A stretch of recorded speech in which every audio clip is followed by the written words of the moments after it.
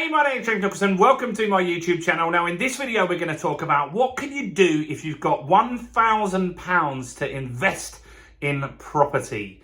Well, before we dive into that, I want to ask you a very quick favour. Now, this channel is growing beyond my wildest expectations. 3,000 people have subscribed already, and we're on the journey to get to 5,000 subscribers now. So can you help me get there? Because 70% of my viewers aren't subscribed. Take that finger up power very quickly, spin it around, smash that subscribe button over there. Go on, do it now. Smash the subscribe button and hit the bell notification. Not only that, we've got 50,000 views this month, which is also insane. And we want to grow that to 100,000 views every month. So how can you help me with that? Very easily. Take that finger of power again. Smash the like button, guys. Go on, do it now. Smash that like button right there. Keep smashing it until it turns blue, because that will get us more views on the content. So firstly, congratulations. £1,000 isn't as easy as you might think to save, and that first £1,000 can often be one of the hardest to save. So the fact that you've hit that milestone is something that's really that you should really be proud of. So let's look. What could you do with that £1,000? Well, actually, more than you think, right? So a lot of people have the belief or the perception, I did too for many years, that you need a ton of money to get into property investing. You see, up north, you can get houses for 50 grand, 100 grand. And if you did that on a buy-to-let, you're going to need a deposit of between 12.5 grand to £25,000. So you might think that you're ruled out of those kind of deals, and you'd be right. But what you may not know is there are tons of different types of investment strategy that you can use. And that's what I want to go into here today and get you thinking. Now, these strategies are often where you're going to control a property. The goal is then to make cash flow, because I really want you, as soon as you can, to also own the asset, because that's where you're going to get really wealthy, where you actually own the asset and you also get capital appreciation. You see, I make really good money off cash flow from my properties, and that pays for my day-to-day, that pays for my bills, my gas, electric, my Tesla, and all of that kind of stuff, and a bit more on holidays and things like that. But it's the capital appreciation that's actually made me really wealthy, and that's where we want to also get to. So this is step one, and it's going to lead you into those new strategies down the line. So what can we do? Well, one strategy that's really good to get into and very high cash flowing is something called rent to rent, right? So rent to rent is where you're going to rent a property from a landlord, and then you're going to rent it on to other people, and you're going to make cash on top of that. Now, often when I say rent to rent, people will say to me, that's illegal. Well, you're right, if the landlord doesn't know, right? So you have to be really upfront. You need to get some training on how to do this properly. But you have to be really, really upfront about what your intentions are with that property. And that's what we look to do here, right? Is we're going to let the landlord know this is what we're going to be doing with the property, and you're going to get the right contract in place to make it legal. And what you'll do is one of two strategies here. So one is where you're going to rent the property from somebody. Normally in this instance, it will be an apartment. And then you're going to rent it out as serviced accommodation on Airbnb. So SA, serviced accommodation. So how does that work? Well, let's just say you rented a flat and it was £1,000 for argument's sake, and it was a nice 2-bedroom flat. You could easily find all over the country a £1,000 property that would be a nice, fairly new apartment, and then you're going to rent it out on a nightly basis on Airbnb.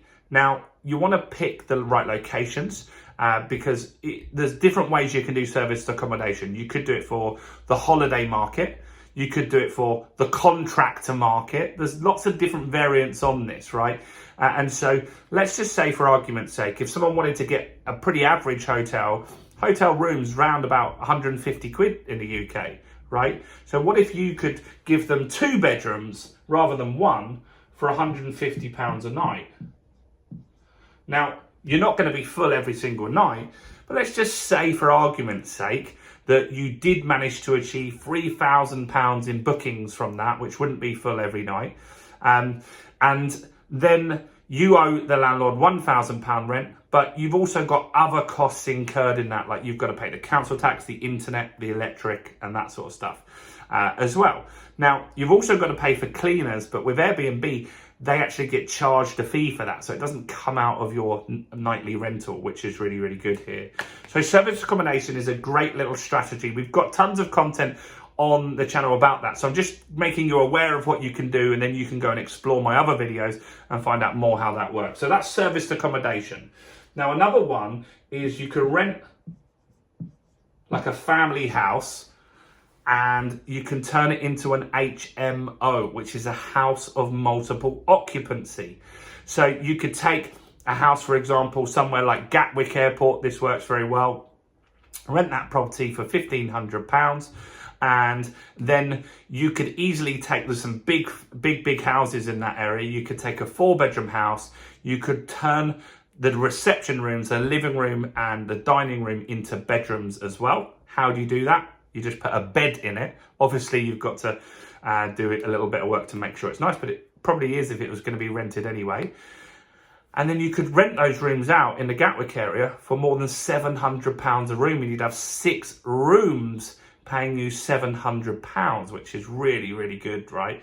Really, really powerful when you do that. And that's a great strategy, and that's called HMO, right? So that's where you're going to rent a property off someone. You're going to let them know what your intentions are. You're not just going to do this without their permission. Again, you need permission. You've got to have the right paperwork in place, and you've got to get the training on how to do this.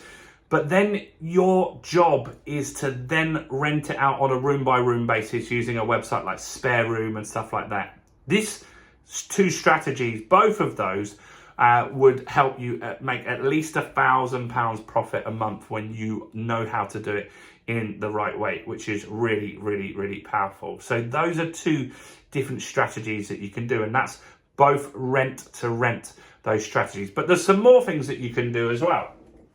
So what else could you do? Well, there's a strategy that's going to come good now that we're in a recession, called lease options. And so a lease option is where you're going to secure a property for just £1, just £1, right? So that's how you're going to really get some properties very cheap in this instance. So let's just say, who would give you a property for £1? Well, only people that don't need the sale to complete straight away. So what you're doing effectively is you're giving £1 to make a contract. Then you're going to control the property, and you're going to complete the purchase in the future at a predetermined time. And you can negotiate whatever you want. Could be 3 years, 5 years, 7 years, 8 years, whatever you want. 7 years is very common on this. Now, who would do that? Well, in the southeast of England, not many people, but this does work. There are people that just want to get rid of a property. Maybe it's a difficult one to sell. You can take it on, you can give it some love and attention and get it rented out. Maybe they're just tired as landlords, right?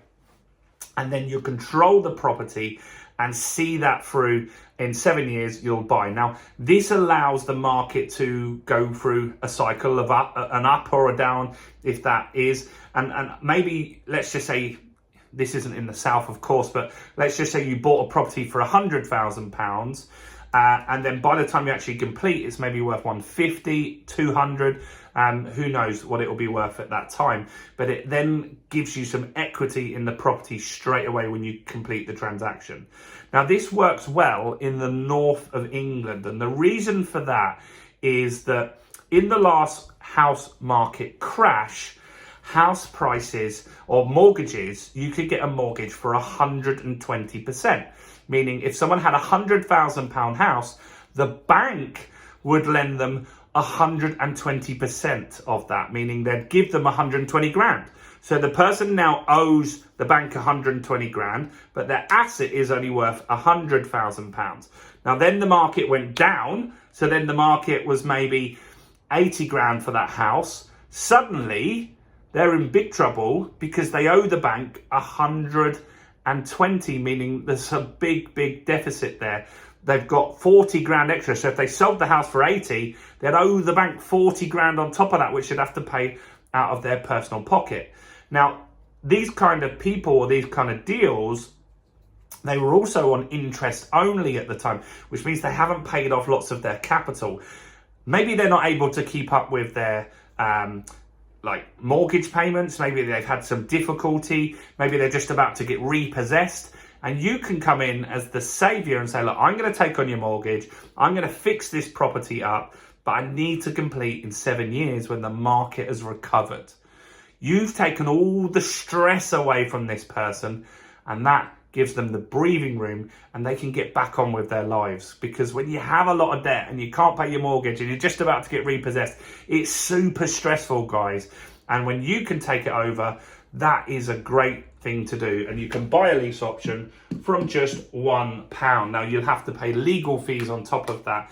And you need to make sure also it's in an area where the price is likely to go up, because some areas in the north, they haven't risen since 2008. Others, like Doncaster, have done quite well. So you need to do your research and get trained and educated on how to find those good deals. So those are things that you can do with £1,000. A last one is to do something called deal packaging, right? Selling deals. So you can get trained and educated and find these deals, like a lease option or an HMO or rent to rent or someone that wants to sell below market value. And there are tons of landlords, thousands, tens of thousands, I would say, of landlords that when they see a good deal, they will pay you many thousands of pounds to take that deal off your hands. So you can get into that with relatively nothing. I would advise that you get some training and make sure you're compliant and all that kind of stuff. But landlords like me will pay. I pay deal sources. I've got a rent-to-rent deal in London where I run it as a serviced accommodation, a 2-bedroom flat, right? And so that came from a deal sourcer that I paid £3,000 for that deal. So you guys could do the same as well. Get educated, learn how to find good deals and sell those to tens of thousands of landlords that just want deals, right? Build up a pot of cash. If you sold a deal for £3,000, you've only got to sell like 3 or 4 of those to be able to get a northern house and buy that property with a buy-to-let mortgage, right? So that gives you that pot of cash to be able to do it. So I hope that was interesting. Let me know your thoughts. Look, I don't think you can get into property with no money down. I just don't think it's possible, but you can do these strategies with low money down. So look, help me get these more views on the channel. We're trying to get to 100,000 in the next few months. Smash that like button, guys. That's really going to help me get there. Subscribe and hit the bell. Comment below. Introduce yourself. Ask any questions. You know what? Any questions you guys make, I'll make videos on that stuff as well. Do check out all the other content on the channel, including this video right here. Bye for now.